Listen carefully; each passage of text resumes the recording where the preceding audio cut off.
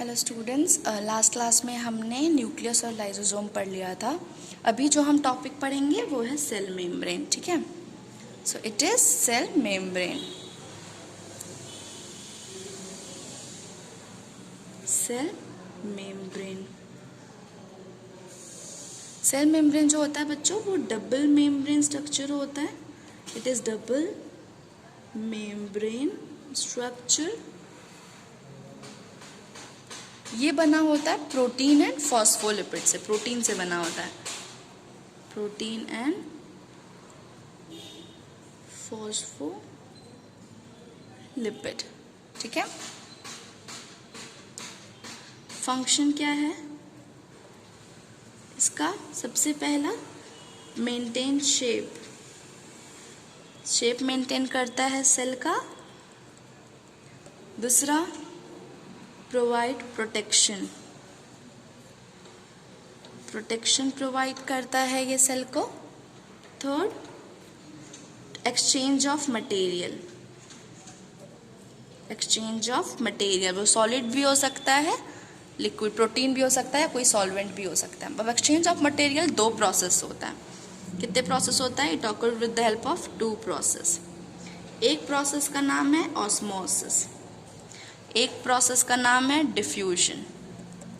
ठीक है, जब सेल के बाहर कोई वाटर या सॉल्वेंट मूव करता है। ऑस्मोसिस मतलब क्या होता है कि कोई भी चीज़ का मूवमेंट, कोई भी, या वाटर ही ले लेते एग्जांपल में, जब वाटर का मूवमेंट हाई कॉन्सेंट्रेशन से लो कॉन्सेंट्रेशन की तरफ होता है, ज़्यादा से कम की तरफ मूव होता है, तब उसे क्या कहते हैं? ऑस्मोसिस। तो मूवमेंट ऑफ वाटर, या इसको सॉल्वेंट बोलते हैं, जिसमें कोई भी चीज़ हम घुला देते हैं उसे सॉल्वेंट कहते हैं।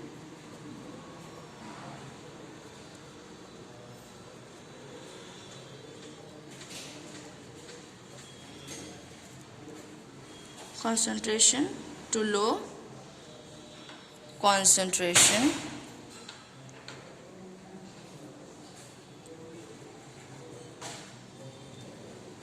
is known as osmosis। ठीक है, डिफ्यूजन मतलब होता है मूवमेंट ऑफ सल्यूट। कोई भी प्रोटीन, कोई भी ऐसे पार्टिकल जो मूव करना चाहता है, वही same from high to low concentration. ठीक है, उसे क्या कहते हैं? Is known as diffusion. इसके एग्जांपल में सबसे best I can explain you with the help of gas. अब हमें पता है कि हम ऑक्सीजन लेते हैं और CO2 बाहर छोड़ते हैं। ऑक्सीजन ही हम क्यों लेते हैं? क्योंकि हमारे बॉडी में, हमारे लंग में सांस किसके लेते हैं हम?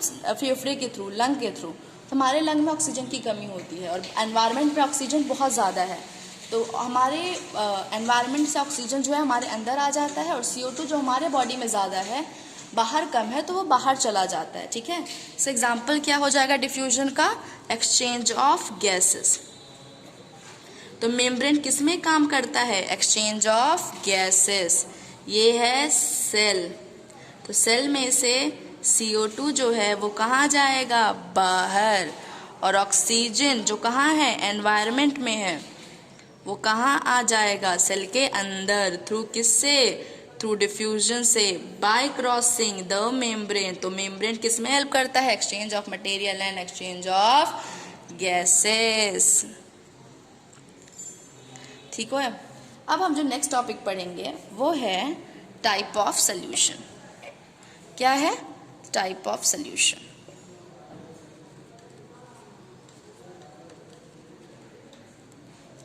टाइप ऑफ सोल्यूशन इसी बेसिस पे है कि किसी भी सोल्यूशन में सल्यूट कितना है। मान लो मैंने पानी लिया और मैंने 5 चम्मच उसमें सॉल्ट डाल दिया, और मैंने एक दूसरा ग्लास लिया है उसमें 1 चम्मच सॉल्ट डाला है। तो अगर 5 चम्मच में इसमें सॉल्ट डाला है, वो सोल्यूशन तो बहुत ज़्यादा खारा हो जाएगा ना, जिसमें 1 चम्मच सॉल्ट डाला है। तो अब ऐसा ही हम सिचुएशन एक देखते हैं। ठीक है, टाइप ऑफ सोल्यूशन जो है वो 3 तरह का होता है। ये मैं बायोलॉजिकल सोल्यूशन की बात कर रही हूँ। ठीक है, एक है आइसोटोनिक सॉल्यूशन, एक है हाइपोटोनिक, और एक है हाइपरटोनिक। वर्ड आइसो स्टूडेंट हम बराबर के लिए यूज करते हैं, ठीक है, बराबर बराबर। अब हम किसकी रिस्पेक्ट में बात करें, हम बात करें कि मैंने सोल्यूशन जो मैंने ग्लास में लिया है और उसके अंदर जो मैंने सेल डाला है, इन दोनों को कंपेयर करके हम बताएंगे कि सोल्यूशन किस तरह का है। तो ये हम मान लीजिए हमारा ये एक बीकर है, एक बर्तन है कोई, इसके अंदर क्या भरा है, ये सोल्यूशन भरा है, ये क्या है, सोल्यूशन है। मान लें सोल्यूशन के अंदर 2 ग्राम सॉल्ट है, 2 gram salt in 100 ml of water, ठीक है। तो क्या हो गया, 2% हो गया, 2% हो गया, 100 ml में 2 ही है। इसमें मैंने एक सेल रखा है, सेल के अंदर भी जो भी मटेरियल है वो भी कितना है, 2% ही कॉन्सेंट्रेटेड है। दोनों क्या है, सेल भी 2% है और सोल्यूशन भी क्या है, 2% है। सेल और सोल्यूशन क्या है, बराबर। तो जब सोल्यूशन में सल्यूट का कॉन्सेंट्रेशन सेल में ये सल्यूट की कॉन्सेंट्रेशन से बराबर हो, तब ऐसे सोल्यूशन को क्या बोलते हैं, isotonic.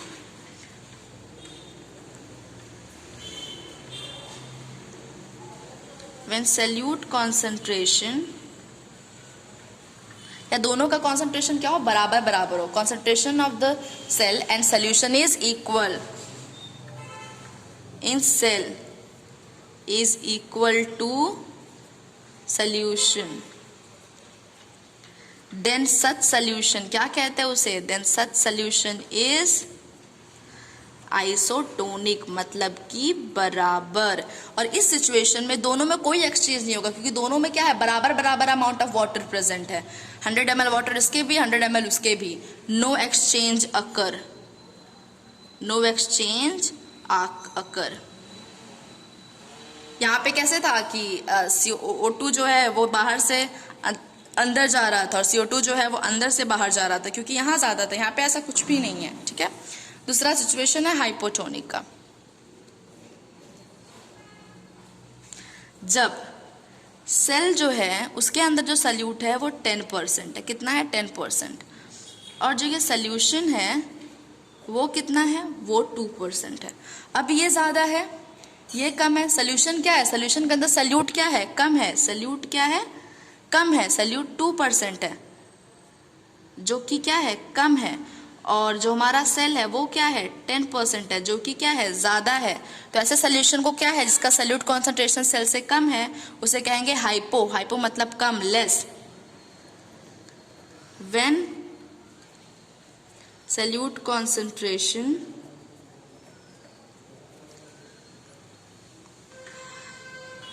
of solution is less than cell, such solution is known as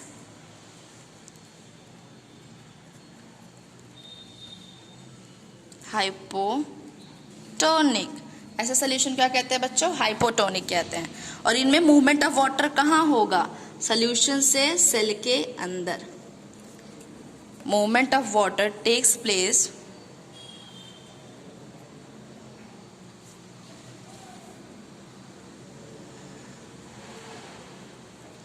from solution to cell.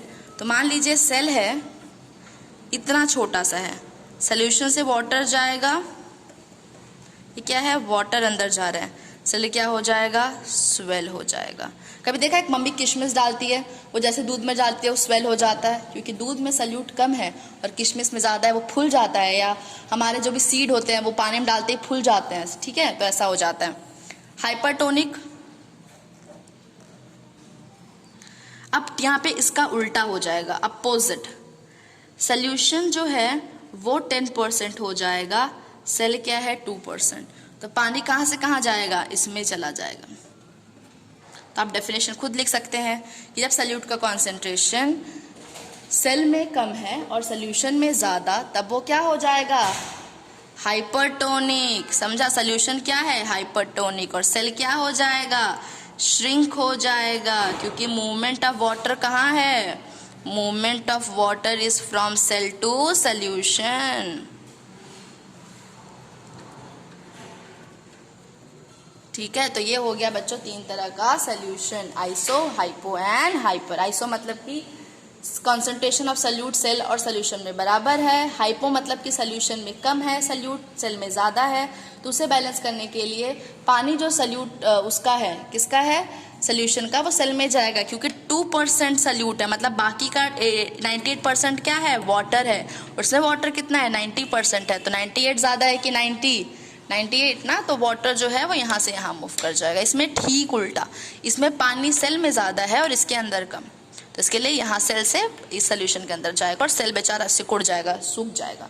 जैसे ही हम देखो नमक डालते हैं कढ़ाई में, सब्जी पक रही होती है और मम्मी ने उसमें नमक डाल दिया, सारा सब्जी जो है पानी छोड़ देता है, ये कढ़ाई जो है वो हाइपरटोनिक हो जाता है। ठीक है, तो यहाँ पे हमारा ये टॉपिक खत्म हो जाता है।